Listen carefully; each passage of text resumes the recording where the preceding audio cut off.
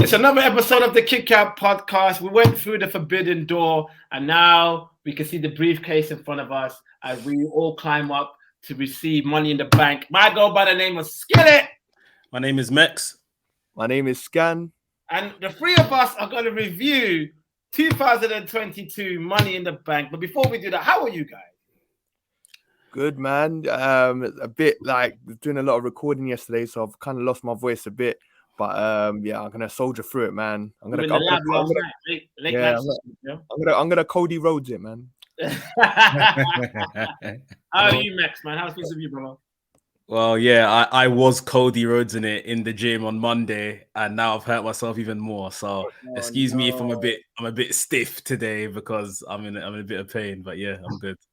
You know, you're gonna work through the pain like a good wrestler. That's what you're gonna do. Vince is gonna let go of you a year later. Mr. New Japan boy, working stiff, right? So you know, we reviewed Forbidden Door a couple of days ago, and you know, I totally forgot that Money in the Bank was literally around the corner when we did that review. So we didn't get to do any predictions going to this pay-per-view. But we're going to talk about the pay-per-view today, and I'm going to ask you guys after each match if you would have assumed who the rightful winner would have been, you know, throughout, you know, after the aftermath of the match. But before we talk about Money in the Bank, big news, you know, in UFC, Vince McMahon and Tony Khan was in the same building. Skan, are you a big UFC guy? I used to be. I've fallen off recently.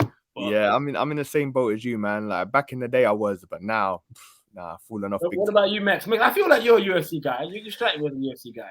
Yeah, sort of. But to be honest, UFC has become very WWE in aspects of, and I'm sure we're going to get onto, you know, Israel Adesanya and all of that kind of stuff. And I think that's why I've just thought, well, this was my fix of just like pure violence and just, you know, real, you know, and now they're kind of becoming larger than life characters.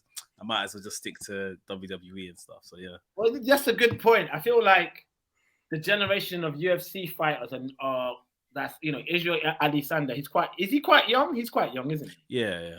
So a lot of these generation of UFC fighters are actually wrestling fans, you know, and then obviously then you have the ones who were wrestling fans from before, but they kind of grew out of it and stuck to Ultimate Fighting.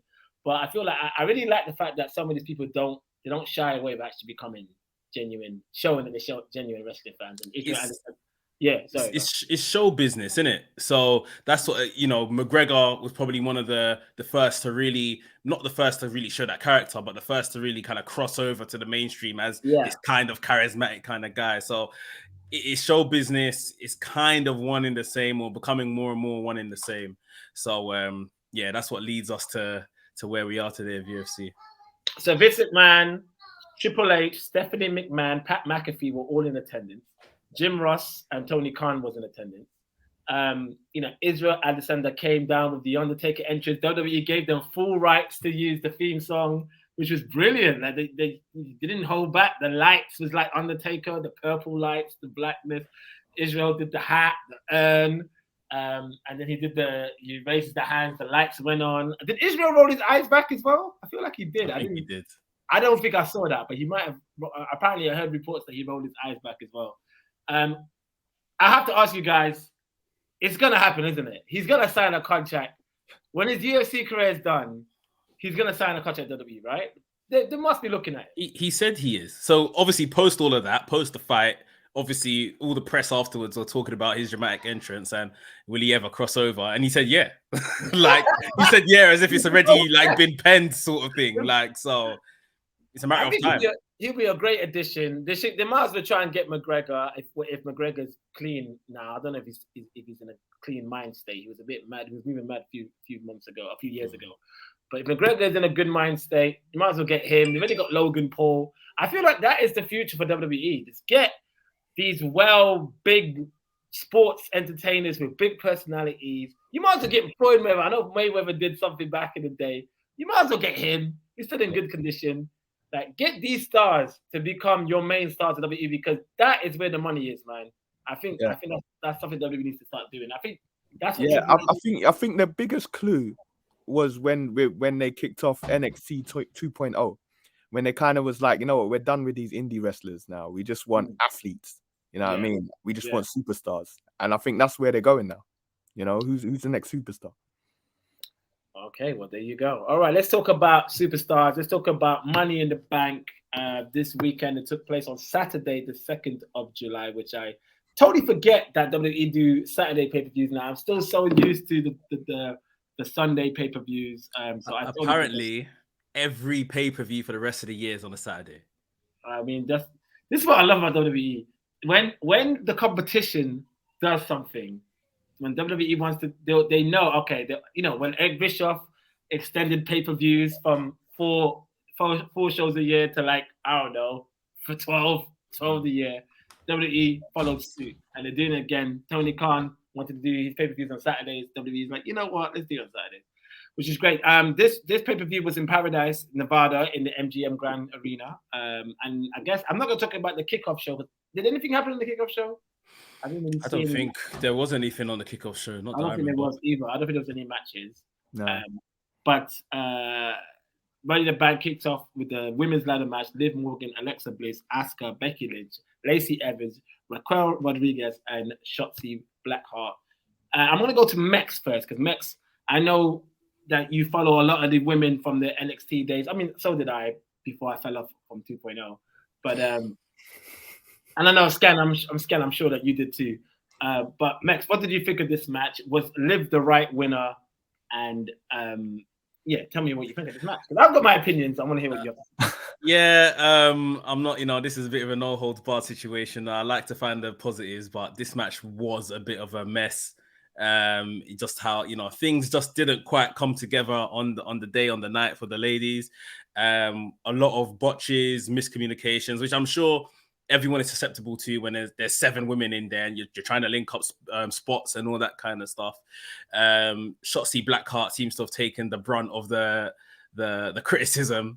A lot of stuff she tried just didn't really come off, wasn't neat, wasn't tidy, made herself look bad, endangered others. So not a great showing for Shotzi, but I guess she is young in her career, and there's an element of inexperience and there's an element of, this is my chance to show out in front of everyone. So I do get it, but you got to, at the same time, you've kind of probably spurned a good chance to show yourself in a good light as well. Becky Lynch, she was all right during the match. I think Asuka was one of the MVPs. Raquel Rodriguez, is that her new name? She was one of the MVPs as well. She was just very tidy and clean with everything she did. She held the big woman kind of position in that. And Liv Morgan, I think it's been a long time coming. Fans are very much behind her, which is very good to see. I would be absolutely lying if I said I see what everyone gets behind. Apart from, a genuine sweet face and, that real baby face energy. In terms of her in-ring, I think she's okay. People said she's improved. I don't think she was bad before, but I don't see how she's improved. She's just pretty much the same to me. But maybe it's just a personality that people are getting behind, which I can understand.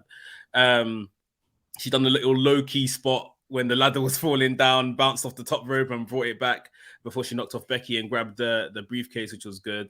Very happy for her. For those that noticed, she was crying straight out of the entranceway, which for me, I was thinking, is she winning or is she just literally overwhelmed? But she went on to win, so good on her. Scan, with everything Mekz just talked about with NXT talent kind of being fast-tracked into the main roster, not really getting that years under them experience under the belt, is it fair for wrestling fans like the three of us and everyone around the world to criticize wrestlers when they blow spots, or is it more or should that criticism go directly towards the company? You know what, right? And this is what I thought about, especially when Mekz is talking as well, man. We'll criticize them if it's over-rehearsed. We criticize it if it's called on the fly, and I think a lot of wrestlers, and I think the women should get more credit as well. When you're in a big arena like the MGM Grand, and you're in front of like thousands of people and you're required to pull off a complex match, right, flawlessly, You know, and it could just be something little like you're getting ready to do a spot, and then someone in the crowd says, Liv, you're this, you're that, and could just literally throw you off. You Very know? true. Very and true. so it's admirable that a lot of these wrestlers, I call them artists even, you know, they're artists. Yeah. You know, get through and create like the best possible match possible. And I think Shotzi kind of put it best on you know, Twitter when she responded to the criticism. She said, you know what, the most important thing, everyone came out of that match in one piece. You know, there was one move that Raquel tried to pull off, which was like, if she'd have pulled it off, would have been ridiculous. Was that when she lifts up the ladder? She lifts up the ladder with two people on it. You know, but other than that, man, you know, I can't be too hard on these guys, man. They did their best, and it was entertaining. Well, I'm very happy that, like Mekz said, Liv Morgan won. I'm very happy for her. I'm a fan of Liv Morgan. I'm not like a big fan like loads of other people are, but I respect her. I think she has, in my opinion, Mekz, I think she has improved.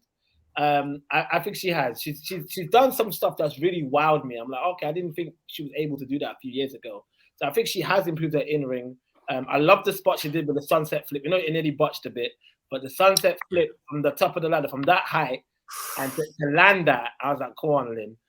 Liv, sorry, go on, Liv. I really got a lot of faith in Liv. I think Liv can actually really build a whole new fan base for WWE. You know, like that fan base that was drawn to WWE because of the Hardys back in the day. You know, the people that was never really into wrestling, but they saw Hardys. They're like, I can see myself in Hardys, and I think that could be the same for Liv. Do you know what? I think she's kind of got like, because I don't know if you saw the post-match interview with her, like the WWE exclusive one, where she was like nearly bawling her eyes out. She's kind of got that relatability to her. 100%. It's because that's how she is as a person. She's just generally a sweet, loving, relatable person, and the fact that could translate on TV, big up to Liv. When she won, and obviously the crowd were going mad, and they cut to commentary, and I think it was then, and not later on in the show, when Michael Cole, he kind of broke, you know, the so-called fourth wall. He goes, you know, X amount of years ago, a girl called Gianni came into the performance center, and she said she's going to be a champion and this, that, and the other. And I thought, I literally get why people buy into her, because she is this babyface sweetheart. She works hard, that's for sure. Like, she's always putting out training videos of her training with Natalya or TJ Wilson, and like, she definitely works hard. I haven't seen the difference in her performance. I always thought maybe she's just been spitting out what she's spitting out now in terms of performance in ring. Not to say she was bad or got better. I just thought this has always been her. But yeah, I'm happy for her. And then obviously what happened later on in the night. We'll talk about that. Did you guys have predictions that Liv was going to win Money in the Bank? Becky was my choice, followed by Becky Liv. was your choice, Skan? I think Becky was my choice as well, man. Yeah, I don't think I had a prediction for this match, to be honest. So it was quite of a pleasant surprise. I don't think, if I'm honest with you, I don't think I've been paying attention to Raw in the past few weeks. So I'm happy for Liv. Next up, we got the singles match for the United States Championship. It was Bobby Lashley versus Theory. Can't call him Austin Theory now, it's just Theory. What do you guys think of this match? Skan, let me go to you first. Theory versus Lashley. What did you think? Yeah, man, it was an interesting one, because it was one of those ones I couldn't see Lashley losing, and the way they're pushing Theory, I couldn't see Theory losing, and the fact that he lost clean, you know, and kind of put Lashley over strong as well, man. You know, so I was impressed by that. Obviously, ultimately, we see why that happened, but you know, Lashley should always have a title, man. He's so over right now, and I think someone mentioned it. I heard it recently. There was like, people don't even realize the actual moment when Lashley has kind of gone into like superstardom. So it's like, but he should be a world champion, man. Yeah, I think he will again. Mekz, Theory, does he remind you of, this is going to be a weird one to say, but does he remind you of a young Randy Orton? What I mean by that is, when Randy Orton first arrived in Survivor Series 2002, whatever, he had an injury and whatnot, and then he was kind of floundering a bit, wasn't really used much, but then he joined Evolution. Yeah. And then I felt like, even when he joined Evolution, he wasn't really taken too straight away. There was like this guy's the future of the business kind of hype, but crowd didn't really take to him. I think only after the Foley match and maybe after WrestleMania 20, it's when fans started to really get behind or started to see the evolution of, no pun intended, of Randy Orton. I feel like what we're seeing with Theory right now is that Orton, that first evolution, not really getting taken to, even though he's got some high profile matches, not really getting, but I feel this time next year, the crowd will go nuts for him like they did when he first left. What do you think? So that's a great comparison, and one that I've made. There's a lot of Theory and John Cena comparisons right now. Right. When at first I thought, yeah, it's more Randy Orton. That's the vibes I was getting. I see the John Cena completely, but of course, Cena and Randy Orton, more or less the same era, treated very well as they both kind of came through the ranks. One more popped into my head after this pay-per-view was done. Okay. Roman Reigns. And in a bad way. Because Austin Theory he's a heel, yes, but he's beginning to get go away heat. Like, thank you for saying that. Thank you for saying that. And that's the reason why I brought this. I thought, okay, the reason why I brought that up was because I'm thinking, okay, I agree with you that he's getting go away heat. But I thought, or maybe because that's what Orton got at first. And then it finally kind of won them over. So I thought maybe Theory can do it that way. But maybe I'm wrong. Maybe. Like, I understand they want him to be that guy for them one day or whatever the case is. I'm not quite sure what the rush is. He is very good. He can, and I at the same time, I'm contradicting myself. I'm not a fan of, okay, wait till he's 40 to put the world championship on him. Yeah. This guy's 24. He's United States champion. You're singing his praises. He's the youngest United States champion. In the same pay-per-view, you've taken that belt off him. You've given him another accolade. He's now walking around with that. And he's basically in line to become the next world champion right now. Now, anything can happen. He could fail his cash in and all of that kind of stuff. But like, you're anointing him because that's ultimately what the Money in the Bank you should be doing. It's anointing that this guy is our next guy, sort of thing, wherever it happens down the line. And I just feel it's all just happening a bit too quickly. Like, beyond taking selfies, who is Theory? What's his character? Like, what else do we know about this guy? Like, by the time Randy Orton became world champion, we knew, okay, he had got into Evolution. He had the great athleticism in his game and everything. He was the ladies guy. He was like crazy Orton. He was intercontinental champion. He had rubbed shoulders directly with Triple H and Ric Flair. And then obviously great classic match of Mick Foley. That match is what earned a lot of respect with hardcore wrestling fans. Because a lot of hardcore wrestling fans wasn't messing with Orton before that. Yeah, they thought he was just like an industry plug. Yeah, that's right. And then when they saw what he was able to do with Foley, they were like, you know what, actually, this kid's got something. And it just turned from there. Randy Orton's story, literally, no pun intended, evolved. His character evolved. And by the time he was world champion, and they botched that first world championship and all that, and they wanted to just take the title of Brock Lesnar of youngest world champion ever. But he was someone. Like, in theory right now, or Theory is just very much like, he's just a selfie guy, like that no one really likes. So I'm sadly, it's kind of looking a bit like Chosen One, Drew McIntyre era. Drew McIntyre. And you know one thing I've noticed about Theory? Not a lot of people. I don't know. I've only seen a few comments on Twitter, so I can't say a lot of people. But from some comments on Twitter, they just don't like the look of him. Like, they just think he's smug, which is obviously his character. Yeah. But they generally just like, I don't know who will ever get that face turn kind of thing. But you never know. He could be probably. I think we have to remember people don't like Theory as well because he was caught up in some type of speaking out stuff around the pandemic.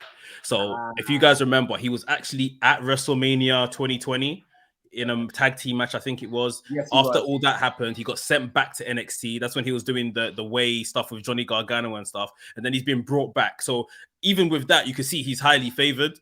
But yeah, that's a reason we have to take into consideration. That is a reason why the general public don't really like him as well. But I think just put a pedal on it, put a brake pedal on it, slow it down a bit. Like, he's going to be brilliant. The guy's 24, and just back on this match, I think this was the best match on the card. Obviously, we never had loads of singles matches on the card anyway, but I think this was probably one of the best matches on the night. They really put on a good match, Bobby and him.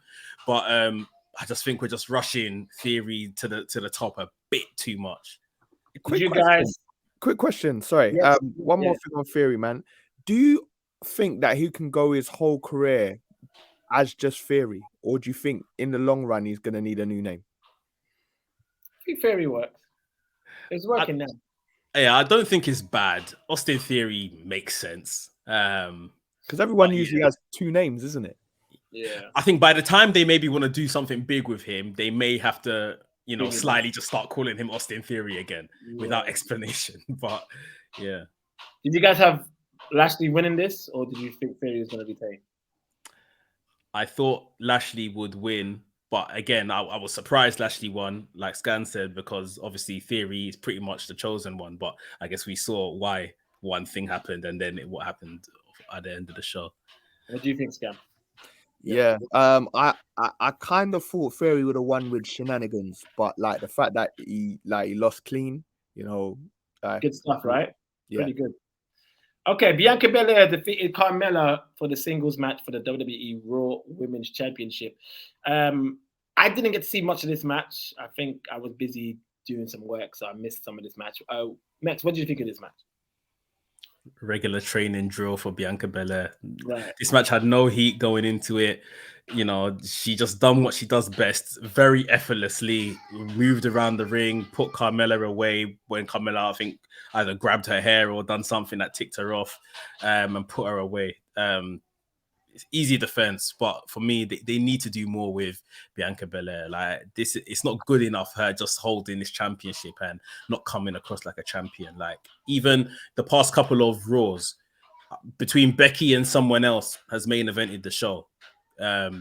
Why is your champion just in the mid card, just not even talking, not having real character development segments? Like it's not enough for just her to have the belt if you're not going to treat her like champion. Yeah. Scan, you agree? No, I agree 100%, man. Yeah, it's it's difficult because obviously the plan was for her to go against Rhea Ripley, and I'm sure they had a whole storyline mapped out. So they've kind of like done this Carmella thing on the fly. So it's just it was predictable, man. You knew she was going to squash her. So Bianca Belair squashes her. I think all three of us could have guessed that going into this pay-per-view. So before we talk about the next match, there was like a vignette that looks like the return of Edge. A lot of like memorabilia of Edge's past feuds and tag teams and all kinds of stuff. Look like very Judgment Day-ish. Is Edge coming back to rival against the Judgment Day, or is he going to come back to be some sort of like, it was me all along, Austin?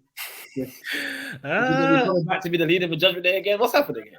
I mean, yeah, the vignette itself is quite misleading because it does look quite dark and Judgment Day-ish. Yeah. But ultimately, he has to come back as a face, right? Because he got kicked out.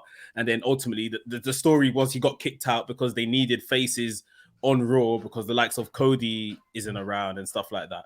So, yeah, this was misleading. Who's he going to face from Judgment Day at SummerSlam? That's ultimately what they're going to build towards now. Must be Finn Balor. To be completely honest and respectfully, I don't know if beating Finn Balor is any big thing these days because he's never been completely treated how he should be on the main roster. But I guess that's probably what they're building towards. Okay.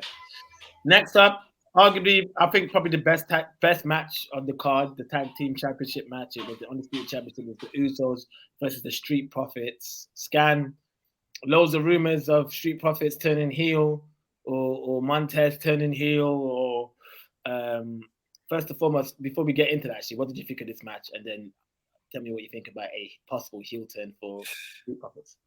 Do you know what, though? One thing I will say, this was definitely match of the night. It was probably one of the best matches of the year from WWE, man. This match was ridiculous. And I kind of thought the Usos hit their ceiling with the New Day, but I think this match might have even surpassed some of the New Day matches, man. Like, I think you're right.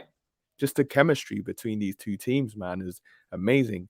And I guess the way they ended it, it has to leave the door open for another match, at least one more match. But yeah, it was brilliant. There's nothing I can say in the negatively about this match, man. I think they might even be holding off the split for a little bit, just because they might want to, run this back one more time, man. But Mekz, what did you think of this match? What did you think of Montez Ford using the DX suck it chant and the star power kind of really shine in this match, didn't it? Yeah, this match was awesome. This match was an awesome match. Like, it felt very real. Like they were fighting for something like proper. This title of undisputed tag team champions. Montez Ford. Listen, the commentary are selling this guy like, oh my god, his new body, this, that, and the other. Make it sound like he went to Turkey to get a BBL or something like that. Like they are overly, saying push. But Dawkins is doing his job as well, man. I know Dawkins is often seen as the Jannetty of the two, but Dawkins, he's literally wrestling for his career in WWE. Every time he goes out there now, you can see, I'm not going to be the guy that gets left behind, which I respect. Obviously, everything is down to booking. But yeah, they had fun with the match with the DX sockets, so like you said, and obviously a lot of high spots, and the Usos got their stuff in as well. The finish, I'm not even sure if did he mean to pull up his shoulder, or was it literally, so it gives them an out sort of thing. It's good. It's really good stuff. The only thing is that, they're selling this fake beef between the Street Profits, and they're not beefing on TV. Everything's fine, but they keep teasing the split, but we're not seeing nothing to back it up. I think they're going to twist the split. I think it's going to be Dawkins that's going to turn heel and not Montez. I don't think that's the right choice. I think I hear what you're saying, because I think Montez will be a phenomenal heel, but I feel they see a lot of potential with Montez as a top babyface, and I think, I'm not saying for sure, but I feel like even the whole him doing suck it, I don't know, it just seems out of the blue that he's doing this all of a sudden. And I wouldn't be surprised if Triple H was just like, why don't you use suck it? Bring back suck it. Why don't you use that? And that'd be great for the kids to get involved with that and use the DX sign, and you bring back the suck it thing. And then we'll probably get, we need to do something with Angelo. So maybe Angelo would be the heel one and Montez, you'd be the baby face, and we do it that way. I don't know. Like you said though, like Scan said, I do think they're gonna delay the heel turn for a little while. It's not gonna be any times. It might happen with SummerSlam, maybe. Yeah, they might even push it all the way back to the brand split. They might even push it all the way back to WrestleMania next year. They might push it back to the WrestleMania thing. It might be a WrestleMania. So the draft last year, apparently they were literally like behind closed doors when they were planning it, and that they were minutes away from splitting the Street Profits, but they chose to split up Retribution instead, T-Bar and Mace. So it just makes it seem like this year they're doing it. Montez looks like he's physically preparing to become a singles guy. I've suggested that I would actually like maybe they split amicably. Dawkins continues wrestling, and Montez just takes Bianca's corner as like a manager. And then maybe we see like a slow heel turn from there, like Montez just kind of reminding her who you really are, sort of thing. They turn heel together. We get like a heel power couple sort of thing, which then brings on Montez's singles career. Rather than just doing the regular stuff of bang, heel face, and they start fighting and feuding each other and stuff. That'd be cool. We kind of need that Montez and versus like literally Rollins and Becky, man. We need that.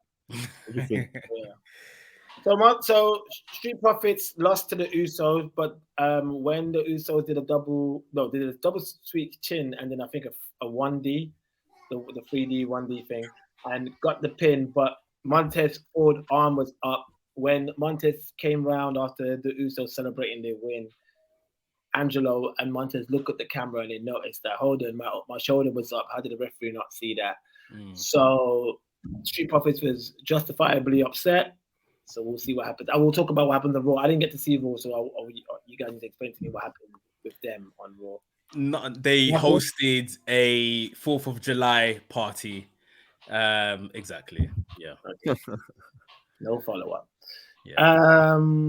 Next up, Ronda Rousey versus Natalya. Ronda Rousey versus Natalya for the SmackDown Women's Championship. Was anyone here excited for this match? Not really interested, no. I think the outcome was obvious. Obviously, something else happened afterwards, but the outcome of this match was obvious. Yeah, I mean, obviously they got chemistry because they trained together, so it was smooth. Transitions were smooth, but the result was inevitable, man. So Ronda Rousey obviously picked up the win against Natalya. And then Liv Morgan's theme song hits, the crowd goes wild. She comes in, she cashes in her money in the bank, targets the knee from. I did like the fact that when Liv tried to go straight for a drop kick, Ronda Rousey reversed it into an ankle lock. And then Liv kicked the knee that Ronda hurt during her match against Natalya and rolls her up for the pin, like an inverted small package kind of way, a reversal small package. 1, 2, 3. And Liv Morgan is now the new SmackDown's Women's Champion. And Ronda Rousey gave her a hug and congratulated her after the match. Are you happy to see Liv become SmackDown Champion? Yeah, I mean, I think it's a good way to do it. Obviously, she's on Raw, but she can obviously go for anyone's title. So it was a good way to do it. The way the crowd booed when Ronda picked Liv's ankle for the ankle lock is like, no, Liv ain't gonna lose her briefcase right now. But yeah, then they went wild and she won it. When she handed her that title, it almost felt like that was a weight lifted off Ronda Rousey. Like, oh, thank God I'm not champion of this stuff anymore. Like pass it on to Liv. Apparently, Ronda's come out and said that she demanded that at this pay-per-view, she loses this belt some way, somehow, to someone that has more passion for WWE. Wow. So, big up Ronda for that, man. This was the single best thing she's done in this second run. Yeah. Since she's come back. Like, this is it. Like, yeah. But general question though, where do you think they've gone wrong with the second run of Ronda Rousey? I just think Ronda's not enjoying it anymore. I think when she first joined the WWE, she was so excited because she was a fan. But that's because you're a fan. It doesn't mean that you're going to enjoy becoming a wrestler. You get what I'm trying to say? And I feel like even her emotional reaction to things, she didn't take to it. She didn't, some people get booed and some people might not like it, but then you have to like own it and then own how, okay, I don't like being booed. Like The Rock, right? The Rock didn't like hearing Rocky die when he was supposed to be a face back in 96, when he was Rocky Maivia. But then you got to roll with the punches. Like, okay, what do I do? Do I just sulk about this, that no one's liking me and I'm supposed to be liked? Or do I just do something about it and then embrace being a heel? Or I don't know. And I feel like Ronda, when she came back the second time, Mekz and I generally thought, okay, she's coming back as a heel. This is good. She's going to be a heel and she's going to probably cut some some real life like promos. But then she went back to being a face and it's just like, oh, you still ain't enjoying this. She's not enjoying this run. She literally looked like every week was a slog. When she became champion, it got even worse because at least before Charlotte was around and Charlotte was carrying segments as well. When she became champion and like she was the star power on SmackDown, Jesus Christ, it became so like difficult to watch her segments and stuff like that. And I argued that during her first run in the company, she wasn't Ronda Rousey anymore. Like, it's been years detached from the UFC, years detached from when she was that woman that was making waves in sports. You see what I mean? Like, so even then, they done all right, I guess, they had Evolution, and that's when the women's Evolution and stuff was kind of culminating. They used her as the face of that. But this time round, she just literally looked like a mum that after she looks after her child all day, she has to come to do this thing called wrestling, and she just looked knackered and disinterested. She, I think you're right, man. I just feel, I don't know. There's a point I was going to say, but I can't remember now. But she's not enjoying it. But what do you think is next for her? Do you think she's going to go away again? Maybe they keep her for SummerSlam, as it's SummerSlam. They have her in some type of match, maybe a rematch against Liv Morgan and Natalya, like a triple threat or something like that. And then she disappears after SummerSlam. Okay. So Liv Morgan's the new SmackDown Women's Champion. So big up Liv Morgan for that. All right, let's talk about the main event, the Money in the Bank ladder match for the World Championship match contracts. Obviously, you had Theory, you had Drew McIntyre, you had Madcap Moss, you had Omos, you had Riddle, you had Sami Zayn, you had Seth freaking Rollins, and you had Sheamus. Mekz, what did you think of this match? Yeah, a much better match than the ladies' Money in the Bank match. This was like, of course, spot, but very well done between all of the guys. We saw the typical killing off the big man spots, trying to bury almost on the tables and I chairs. saw your tweet. You said that your son laughed at that. Oh my God. I wish I recorded it. The way he was in tears. He couldn't believe it. When they lifted, he was like, lift up. He's 3.5. So when they all lifted him above the head, he was like, lift up. And he came over to my hands like he wanted me to lift him up. And then he turned back to the TV and they just threw him into the table and he absolutely died. Like he couldn't believe it. Like after the pay-per-view was done, I rewinded it and let him watch it again, and he was still laughing. They done what they needed to do with Omos. And then my favorites for this was Riddle. I thought Riddle or Seth Rollins would come out as the winner. Obviously, before the match began, Theory got inserted in, and I thought that's pretty much told us who's going to win this match, isn't it? Exactly. But yeah, Drew McIntyre, Sheamus, all of them, man. Butch coming out to basically help Sheamus, I thought was brilliant as well. I think they done a good job. Yeah, I liked how Riddle was booked in this match because he looked like he was so close in getting it.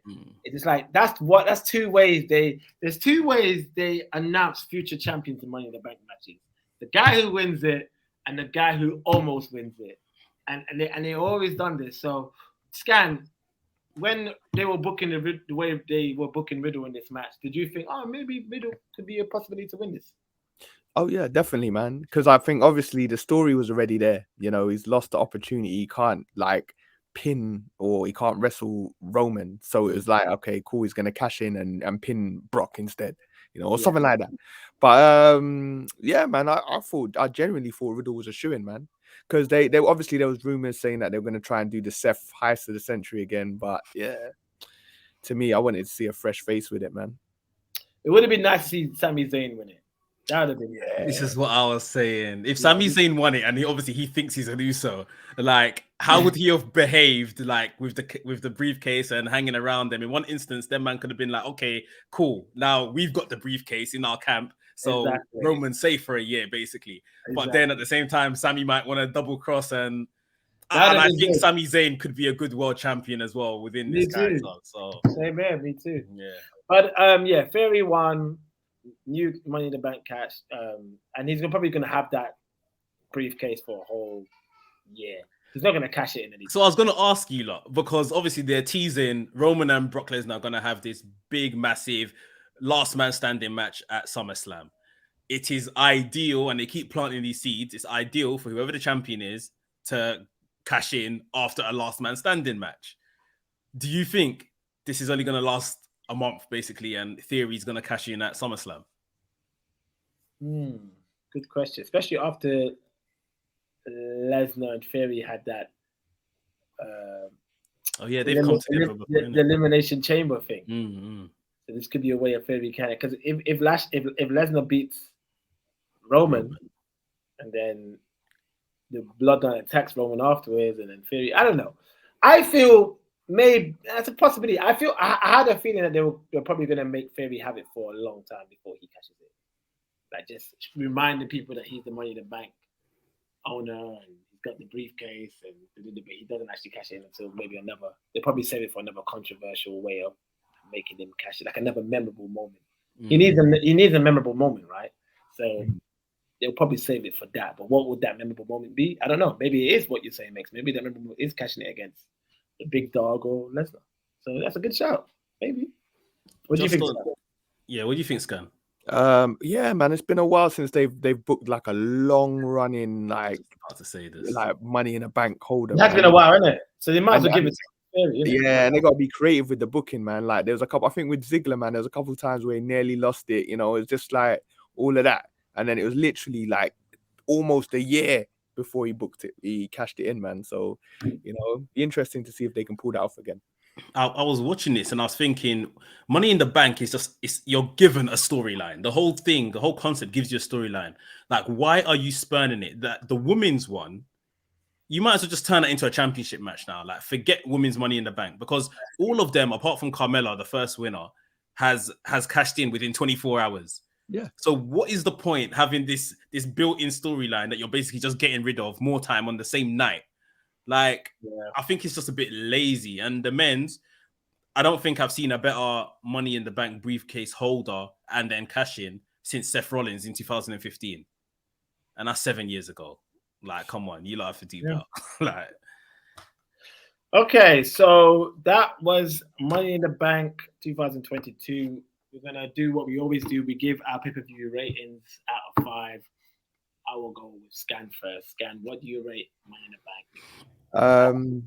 I think they tried to go all in with this, man. I think slightly they're trying to make Money in the Bank one of the big 5 now. So I think that's why That's to replace Survivor Series. I think it's bigger than Survivor Series now. Survivor Series is the same old shit every year. It's like it's freaking Raw versus SmackDown, and nobody gives a shit about. Like, honestly, like, Survivor Series hasn't been the same for a while. I think the last Survivor Series I cared about was when Sting debuted. Wow. That's a long time ago. That's 2014. Yeah. I think that's the last Survivor Series I cared about. I could be wrong. The last one I cared about was when NXT were in it. 2018, I think it was. That was a good one. Yeah. That was 2018? 18, I think so, yeah. That was a good one. Okay, so maybe that was the last one. When Keith Lee and Roman Reigns squared up with each other. But that was it. Yeah. Yeah, man. And obviously, because they tried to book the stadium, and obviously they lost Cody, and I think Cody was the original person they had in mind to win that. But anyway, I say that to say this. Overall, for me, I think it gets I think like a solid 3.5, man. It was good. You know, the action was solid. Yeah. Mekz? Yeah, I'm with Skan. I'm saying 3.5. I feel like these pay-per-views always pretty much deliver. The minute you cut out all the fluff of all these questionable WWE segments and you just let these people wrestle, like do what they come to do, then we often get good shows. It was brought down, I would say, by like the lack of star power. No Brock, no Roman, no Cody. All of them kind of names weren't about. And then the women's match wasn't the greatest.